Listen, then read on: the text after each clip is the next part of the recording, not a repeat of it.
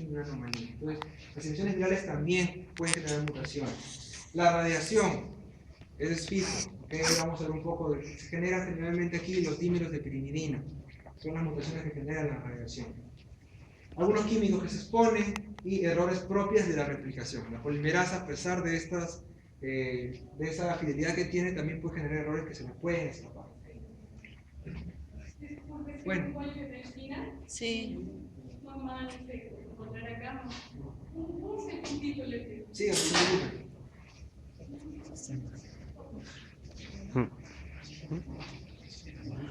bien, entonces, para que la célula sense estos errores, tiene varios puntos irregulares dentro del ciclo celular, los llamados checkpoints. ¿Okay? En varios puntos, en el G1, en el S, en el G2, ¿okay? Y antes de iniciar mitosis, hay puntos de regulación en el cual hay proteínas que le dicen a la célula todo el ADN y dicen, no, está ok, no hay nada roto, continuemos. También el mismo programa de transcripción también sensa para poder transcribir. Hay un sistema de reparación del ADN y cuando el daño es ya irreparable o es demasiado el daño, se induce la apoptosis o la muerte celular. ¿Okay? La muerte celular o la apoptosis es normal en todas las células, pero ante daños se acelera y se induce la apoptosis. ¿Okay? Con respecto a la reparación del ADN existen varios sistemas, miren, de recombinación homóloga, decisión de pares de bases, etc. No vamos a ver todas hoy día, mejor dicho, no vamos a ver todas en general, vamos a ver solamente algunas de las más conocidas. Y vamos a hablar un poco de esta de aquí, reparación mismatch. ¿Ok? ¿Por qué? Porque esto es muy importante, por ejemplo, para lo que es cáncer, para evaluar personas con cáncer hereditario, como lo vamos a ver en un momento. Y aquí venía lo que inicié en el día, ¿no? El concepto de mutación. ¿Y por qué les preguntaba sobre el concepto de mutación? Porque muchos confunden mutación con polimorfismo. ¿Okay? ¿Qué es polimorfismo? El polimorfismo fue una mutación, pero ya dejó de serlo. ¿Qué sucede? Cuando tenemos un gen normal y este cambia de información, decimos que eso está mutado. Hasta ahí todo bien. Esta mutación puede ser silenciosa, es decir, puede que no genere ningún cambio en la proteína que se va a sintetizar, como puede sí alterarla.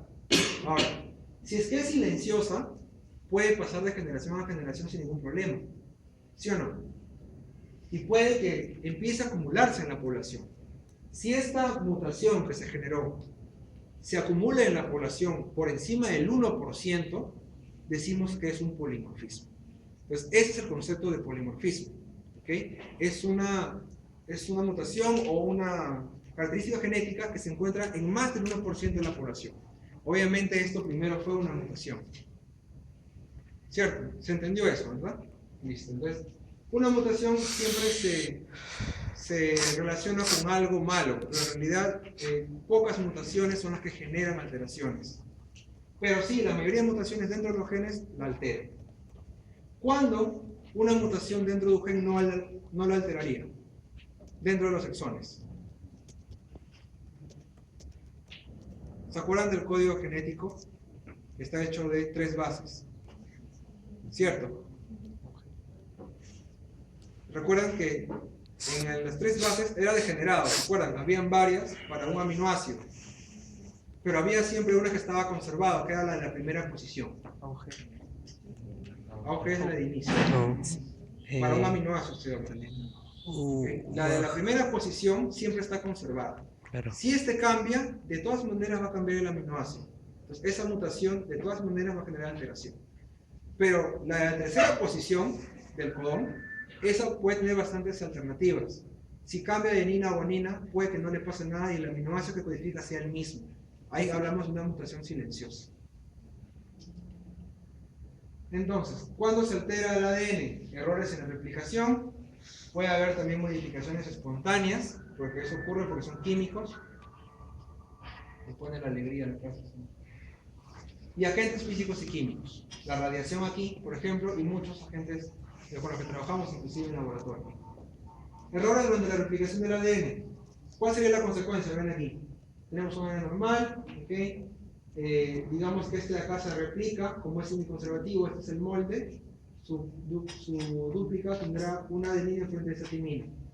Pero si genera un error en la otra, miren, en este de aquí tenemos la adenina, pero enfrente se coloca una guanina.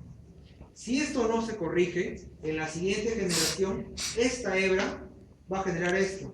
A ver, tenemos aquí. Va a generar esto, miren. La guanina y al frente una citosina. Entonces, de lo que inicialmente había una adenina timina, cambió a citosina guanina. Mutación puntual. Que puede ser deleterio.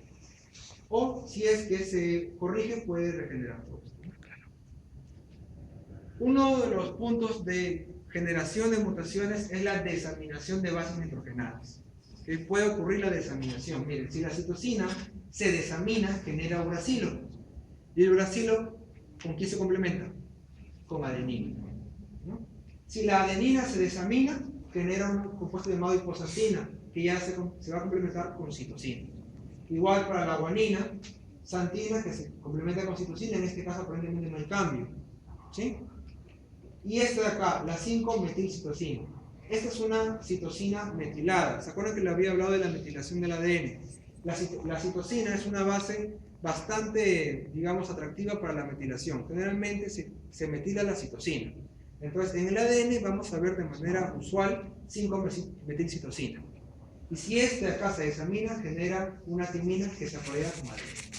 Entonces, son orígenes de mutaciones. Esto puede generar cambios. Y eso es lo que les hablaba de las formas tautoméricas. Miren, la forma normal de la citosina tiene un grupo amino acá, y su forma tautomérica tiene un grupo imino. ¿Cuál es la consecuencia? Este grupo amino es un dador de fuentes de hidrógeno. Entonces, miren, la citosina normal tiene un dador de fuentes de hidrógeno y dos aceptores de fuentes de hidrógeno. Entonces, acá vamos a formar 3 fuentes de hidrógeno. ¿Ok? En cambio, este de acá, grupo imino, y aquí solamente es aceptor de fuentes de hidrógeno. Cambió. Y obviamente su especificidad también cambia. Digamos, si lo tengo acá. Esto es lo normal, ¿cierto? 3 fuentes de hidrógeno aquí. Tenemos las posiciones de cada átomo implicado en el puente de hidrógeno. Para la línea también. Estos son los llamados apareamientos Watson-Crick, porque fueron propuestos por ellos. Que no se cumplen en el ARN. En la estructura del ARN también puede haber ciertos apareamientos no convencionales. Eso solamente se cumple en ADN. Pero ¿qué sucede? Tenemos este apareamiento, ¿ok? Y esta citosina no puede aparearse con adenina. ¿Por qué? Porque miren, esta que es dador de puente de hidrógeno tiene enfrente a otro dador, entonces no va a haber puente de hidrógeno acá. Acá hay 2 aceptores, acá hay un aceptor y este no genera puente de hidrógeno. Entonces no va a haber enlace. Pero ¿qué sucede? Si se tautomeriza la citosina, esta citosina que se acoplaba con guanina, ahora solamente va a poder acoplar un puente de hidrógeno con la guanina. Y además de eso, ya va a tener afinidad para unirse con adenina. Entonces se genera la mutación. Entonces vean que la tautomerización de las bases nitrogenadas es fuente de mutaciones puntuales. Otras son los dímeros de pirimidina. Estos dímeros de pirimidina se van a generar por radiación, la exposición a la luz solar, ¿no? Entonces, estos generan dímeros que pueden ser timina-timina, citosina-citosina o las zonas que están aquí. Estas pueden ser reparadas, hay un sistema de recuperación que se encarga de esto. Transición producida por tautomerización. Ya hablamos de la tautomerización, pero ¿qué es la transición y qué es la transmisión? ¿Se acuerdan? Una mutación por transición es cuando una purina se cambia por otra purina o una pirimidina por otra pirimidina. En cambio, la transversión es cuando una purina se cambia por una pirimidina o viceversa. ¿Estamos? Entonces, las tautomerizaciones pueden generar transiciones como también transversiones. Sistema de reparación, miren todos los que existen, ya les había mencionado un poco, existen varios, vamos a ver solamente algunos pocos. Estos son los que se conocen en E. coli. Y vean que en cada sistema de reparación generalmente existe una polimerasa. ¿Por qué? Porque las reparaciones en general consisten en quitar un fragmento de ADN de cadena simple. Y ese fragmento hay que volverlo a polimerizar de manera correcta. Entonces por eso hay polimerasas aquí y también hay exonucleases que se van a encargar de hacer esa... Obviamente tiene que haber enlaces. Primer sistema de reparación, la reparación de apareamientos incorrectos. ¿Okay? O sistema también en inglés llamado mismatch repair. Es un sistema muy importante que lo vamos a ver ahorita. Entonces vean ustedes, se da la replicación, vemos aquí, se da la replicación tenemos el ADN semimetilado, ¿ok? Este ADN semimetilado es un, digamos, regulador de este sistema de reparación. ¿Qué sucede? Para que se genere la reparación de problemas incorrectos, un punto es los puntos de metilación. Esta secuencia, guanina, adenina, timina, citosina, va a ser blanco de las metilaciones. En este caso está metilando la adenina. Y 1000 pares para abajo o 1000 pares para arriba puede actuar este sistema. O sea, este sistema primero reconoce la metilación y hace la corrección a los costados, pero lo va a hacer sobre la otra cadena, sobre la recién sintetizada. Es una forma de reconocer. Entonces tenemos acá las primeras etapas de este apareamiento. Está acá el error, entonces el sistema encuentra aquí un grupo metilo y se unen las proteínas MUT-S y MUT-L. Estas proteínas MUT-S y MUT-L son de bacterias. ¿Okay? Ahora vamos a ver cuáles son los eucariotas. En presencia de ATP reconocen la mutación y luego con la ayuda de otra proteína que es la MUT-H van a reconocer el grupo metilado y van a juntarlo. Van a juntar esto de aquí y este ADN, una vez que se forma este complejo, va a empezar a jalar hasta que llega al punto donde está la mutación. ¿Qué hace? Reconoce la mutación, llegó al punto y el punto donde está metilado va a generar una mella, una apertura. ¿Qué continúa? Miren, se generó la mella y acá va a haber una exonucleasa que va a empezar a borrar toda esta parte de aquí. Lo elimina, incluida la parte donde estaba mal apareada. Ojo, se está eliminando la cadena nueva. Y una vez que se eliminó, viene la polimerasa 3 y completa. Entonces ya no hay mal apareamiento. Se restableció el error. Eso es si la mella está a este lado. Si estuviera a este lado, tiene que haber otra exonucleasa con otro sentido. Esta exonucleasa sería de 5 a 3'. Si está a este lado, tendría que ser la exonucleasa de 3 a 5'. ¿Okay? Pues las proteínas que reconocen el error son las mismas, las MUT-L y la MUT-S. ¿Okay? Y las polimerasas que la extienden también. Tienen la polimerasa 3 y las proteínas de última cadena simple, obviamente una ligasa. Este proceso es tiene un costo energético elevado. ¿Por qué? Imagínense que este es el error y la metilación está 1000 pares de bases por debajo. Entonces, la célula tiene que invertir 1000 nucleótidos más y aparte la polimerización para poder reparar este error. Y esto implica un alto costo de ATP. Sin embargo, la célula lo gasta. ¿Por qué? Porque a la célula le importa mucho la fidelidad de la copia. Porque sabe que si no hay fidelidad, simplemente el metabolismo va a empezar a fallar.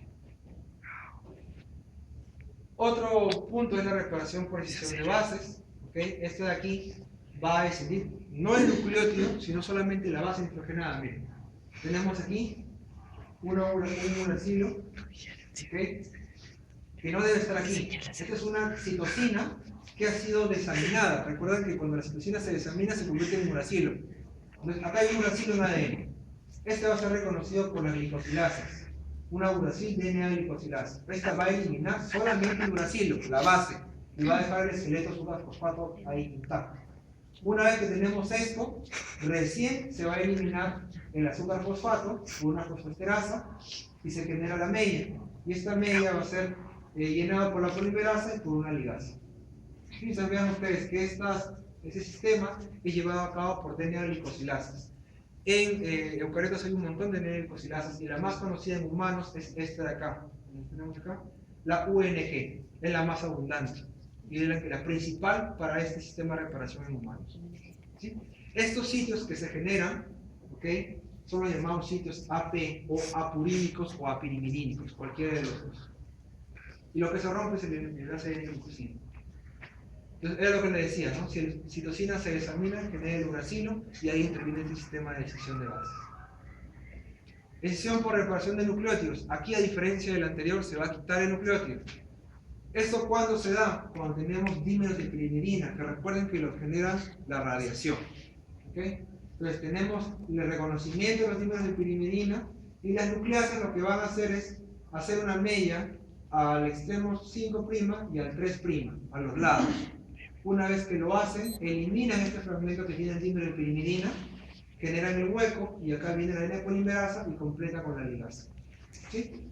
En humanos se ha visto que se hidroliza el sexto enlace fosfodiéster hacia el 3', es decir, para allá, y el 22º enlace hacia el 5', es decir, para acá.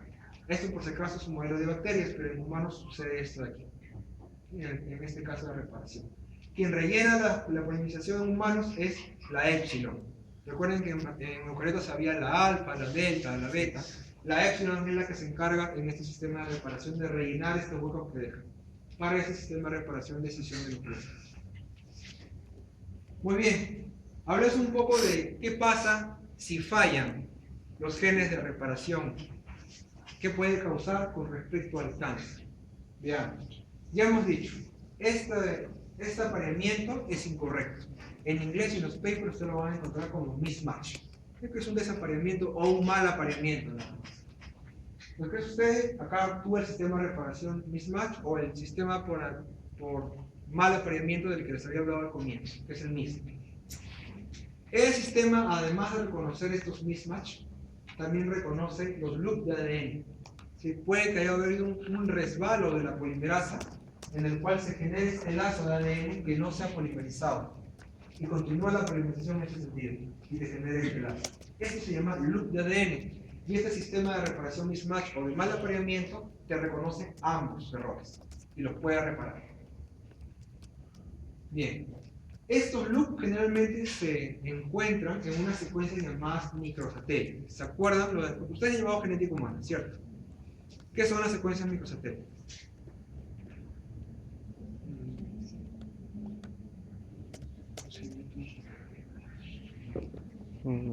Acuérdense, dan una memoria.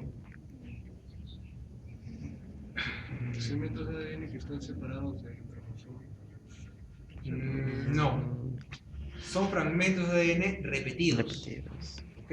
Creo que lo tengo acá. Miren, esto de aquí. Estos son ejemplos de microsatélites. Por ejemplo, pueden ser mononucleótidos, es decir, un solo nucleótido repetido un montón de veces. Mira, guanina repetido un montón de veces. Esto es una secuencia de microsatélites. Puede ser dinucleotídico, acá tenemos citosina y adenina repetida también indefinidamente. Y ya pueden ser hasta hexanucleotídicos, es decir, un microsatélite es la repetición de 1 hasta 6 pares de bases continuamente. Se llama eso en tándem. ¿Ok? Entonces, estos microsatélites son propensos a formar los loops, porque como son repetidos, la polimerasa a veces se confunde y se resbala sobre esas secuencias repetidas. Entonces tenemos estos de acá, microsatélites que están distribuidos en todo el genoma humano y en todos los cromosomas. Vean acá, ¿cómo se generan esos loops? Como son, cada flecha indica la secuencia que es repetida, la misma, son los microsatélites. ¿Okay? Entonces, al momento de hacerse la replicación, como son iguales, idénticos, puede que se genere este loop. Miren, este 3 tiene que unirse con este fragmento 3, pero como el 4 también es el mismo y puede complementarse con el 3, pasa esto, se complementa el 4 con el 3 y este 3 queda en el aire. Entonces se genera el loop. ¿Sí? Y de esta manera también. Y eso puede ser cosas, inserciones, es decir, agrandamiento de la secuencia o de lesiones, cualquiera de las dos. Eso genera ese tipo de problemas. Y interviene el sistema de reparación mismatch. En humanos tenemos las proteínas implicadas. El dímero MSH2 y MSH6 reconocen el mal apareamiento o el loop. ¿Ok? En presencia de ATP, ¿ok?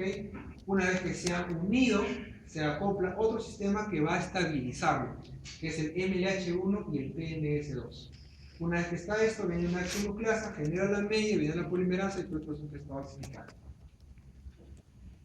¿Qué pasa cuando hay una disfunción? Miren, se ha visto en un estudio de que de esas proteínas que he mencionado acá, de las 4, la MSH2 y MLH1 generalmente tienen una alta tasa de mutaciones y generan los llamados friendship. ¿Se acuerdan qué son los friendship? Es un tipo de mutación. Recuerden que cuando se da la traducción, ¿cierto? Tiene que leerse los codones, ¿verdad? Ahora, ¿qué pasa si al momento de la replicación o la transcripción se agrega un nucleótido más en la secuencia codificante? Estos codones que eran de A3, que estaban de A3, tienen un nucleótido más. Entonces, el sentido cambia. De lo que estaba leyendo de A3, encuentra un codón, perdón, un nucleótido interrumpiendo, y ya no va a iniciar a partir del que debía, sino de ese nuevo nucleótido. Entonces, de lo que tenías un ATT, se agregó una G antes y ahora tienes una GAT, que es otro aminoácido distinto. Ese es un cambio en el marco de lectura. Ese es el llamado frame. ¿Okay? Y son las mutaciones que pueden presentarse en estos genes. Miren, también mutaciones sin sentido, no sense, o también mutaciones missense. ¿Qué diferencia en mutaciones sin sentido con mutaciones missense? No sense y missense. ¿Se acuerdan de su biología molecular? Una tiene que ver cuando se genera un codón stop. De lo que hay un aminoácido, se genera un codón stop de la nada. Y el otro tiene que ver que se genera una mutación que hace un cambio. De lo que había un aminoácido, por ejemplo, hidrofílico, se cambia por uno hidrofóbico. ¿Okay? Entonces, le cambias la estructura de la proteína. ¿Qué sucede? Tenemos este loop, el sistema de reparación viene, lo repara. Esto se da normalmente. Es decir, en las secuencias de microsatélites que lo tenemos todos, estos loops ocurren, pero el sistema de reparación los salvaguarda. ¿Qué pasa cuando se inhibe alguno de los genes de reparación de este sistema, específicamente de este sistema? Tenemos las células en división, se genera el loop, ¿okay? Se genera la replicación y se ocurrió aquí el fragmento de lo que estaba aquí, se hace más pequeño. Ahora miren, en células en división, en células no mitóticas, el mismo sistema MR puede actuar generando una expansión, es decir, una deleción acá o una inserción acá. Cambian el tamaño de secuencia. ¿Okay? ¿Cuándo va a ocurrir entonces un cambio en el tamaño de la secuencia? Cuando el sistema de reparación por mal apareamiento falla. Ahora, lo que les comentaba, ¿no? En esas secuencias repetidas, la polimerasa suele resbalar, pierde afinidad por su molde. ¿Por qué les digo esto? Allá. Aquí viene un punto importante. Cuando se genera estos loops de microsatélites, el microsatélite se amplía, se agranda en secuencia o se achica. Ya hemos visto por qué, ¿cierto? Cuando ocurre eso, ese fenómeno se llama inestabilidad de microsatélites. Y la inestabilidad de microsatélites es una huella genética de muchos cánceres, como lo que tenemos aquí, miren. El fallo en cualquiera de estos genes puede generar cambios en la longitud de los microsatélites, y esto de acá lo podemos analizar. Si tenemos una persona con cáncer de endometrio, de colon, por ejemplo, yo cojo un poco de su tejido tumoral y analizo estos microsatélites. Si veo que están más expandidos o más pequeños de lo normal, yo puedo asumir de que tiene inestabilidad de microsatélites. Y si tiene inestabilidad de microsatélites, ¿qué está fallando? Cualquiera de los genes de reparación. Entonces, ¿cuál es el siguiente paso? Yo analizo en ese paciente cuál de estos 4 genes es el que está mutado. ¿Por qué? Porque gran porcentaje de pacientes que tienen inestabilidad de microsatélites se refieren a cáncer hereditario. Entonces, si yo encuentro la mutación en cualquiera de estos genes, puedo citar al paciente con historia genética y decirle, señor, usted puede tener un cáncer hereditario, analicemos el ADN de sus familiares, de sus hijos, de sus padres. Podemos estar frente a un síndrome familiar de cáncer. Entonces, es muy importante analizar este sistema de inestabilidad. Si encontramos inestabilidad de los satélites, podemos pensar de que el sistema, por mal apareamiento, está fallando. Entonces, ¿qué es estabilidad? Tenemos 12 repeticiones de microsatélites. Mediante la división celular van a seguir existiendo las 12 repeticiones. En cambio, en células cancerosas, tejido canceroso, puede haber una expansión, por ejemplo. Cuando hay una expansión o una disminución, decimos que es inestable. Pues el cáncer de colon es uno de los cánceres donde se da esto. El 15% de todos los cánceres, perdón, el 15% de todos los pacientes con cáncer de colon presentan inestabilidad de microsatélites. Miren, el cáncer de colon tiene una vía carcinogénica bastante variada. Esta es una de estas, miren. Empieza por acumulación de mutaciones. En este caso el APC, luego van acumulándose mutaciones llamadas KRAS, BRAF, que tienen que ver con la transducción de señales que ustedes ya conocen, y continúan más acumulaciones de mutaciones.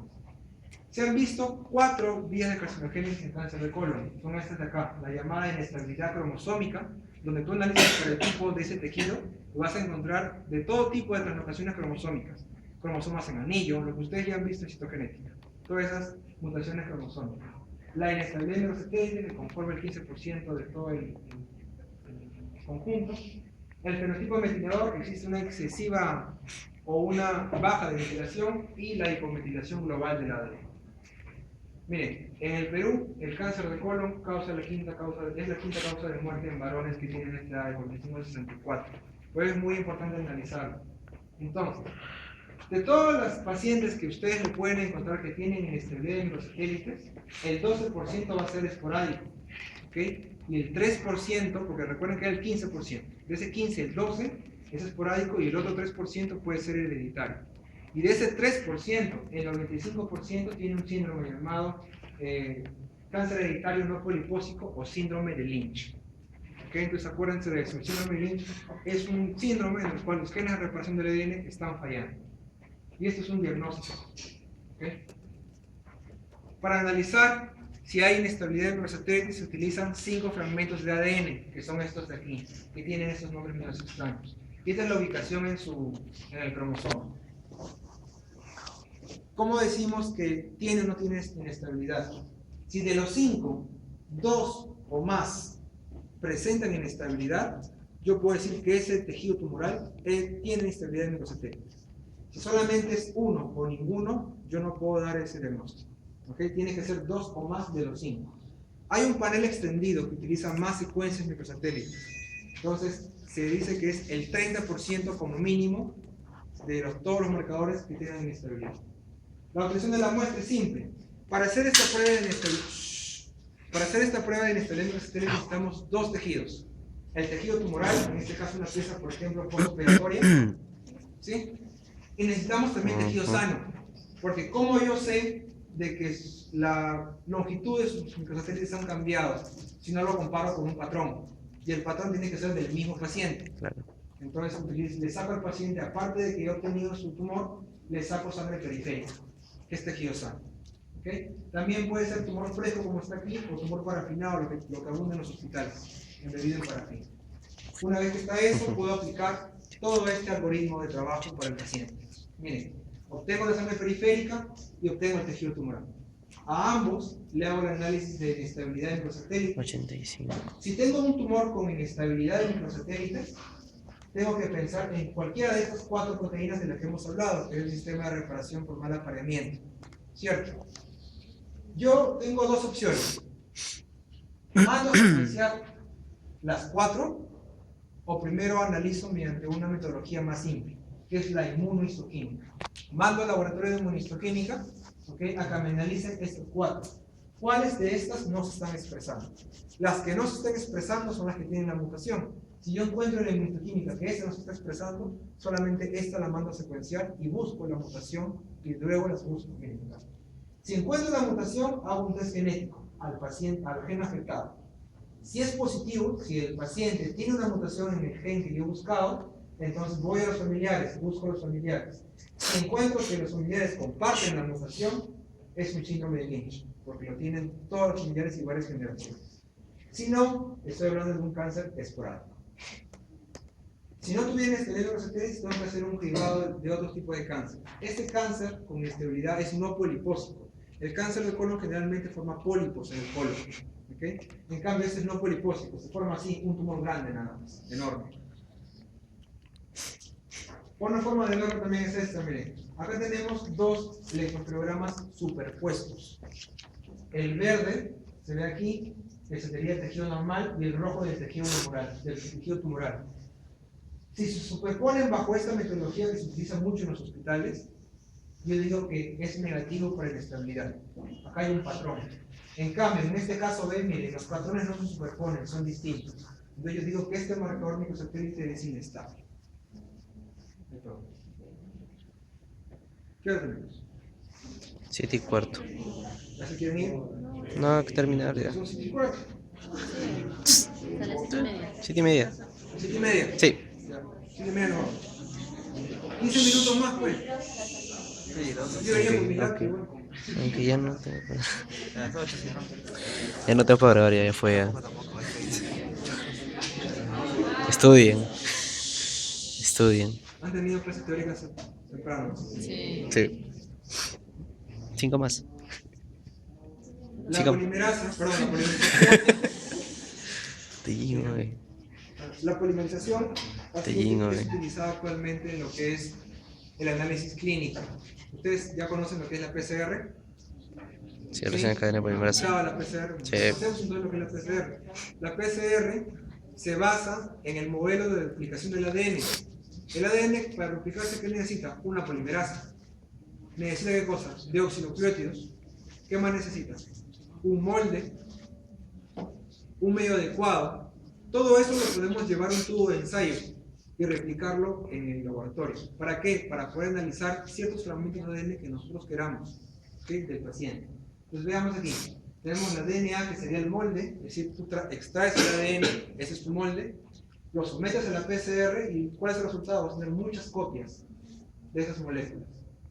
Entonces, que tú tengas muchas copias te facilita a ti poder analizarlo.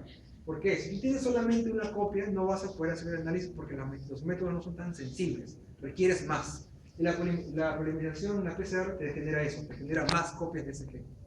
Y solamente el que tú quieres analizar. Entonces, ¿qué necesitas? Necesitas un ADN, ¿no? El molde. Tú extraes el ADN y lo pones. Pero también puedes analizar el llamado DNA complementario. ¿Qué era el DNA complementario? ¿Se acuerdan? ADN complementario. Por ejemplo, el virus del VIH. ¿Cuál es su genoma? ¿Su genoma es de ADN o de ARN? ARN, ¿no? Pero la polimerasa, ninguna polimerasa te lee ARN. Solo te leen ADN. Entonces hay que cambiarlo, ¿verdad? Hay una retrotranscriptasa, ¿se acuerdan? Ya. El ADN que se genera a partir de un ARN se llama ADN complementario o cDNA. Entonces cualquiera de las dos tú puedes utilizar. ¿Cuándo utilizaría cDNA? Cuando yo extraigo ARN del paciente, de cualquiera de sus células, para analizar la expresión de algún gen. ¿Ok? Tú bien puedes analizar eso. Necesitas cebadores o primers, así como en la cadena retardada había un cebador o primer, acá también requieres. ¿Por qué? La ADN polimerasa, ¿qué necesita? Un 3'OH libre. Y ese 3'OH libre se lo va a dar el primer o cebador. Aquí está. ¿Ven? Requerimos sustrato, que son los desoxirribonucleósidos, trifosfato, también equivocado, y una DNA polimerasa. Analicemos el paso. Tenemos una ADN de cadena, pongamos ahí temperatura y tiempo. Subimos la temperatura a 94 grados, no sé por qué le han puesto el tiempo, 94 grados centígrados. ¿Ok? ¿Qué pasa cuando subimos la temperatura a 94 grados? Esto es obviamente en la máquina, in vitro, ¿ya? Las cadenas se separan por el calor. Recordemos que los puentes de hidrógeno se pueden romper fácilmente. Tú lo aumentas un poco la temperatura y ya se rompieron. Lo pones en 94 y haces una ruptura, una apertura del ADN. Ahora, una cosa adicional acá. La ADN polimerasa que utilizan actualmente se llama DNA polimerasa hot start. ¿Por qué hot start?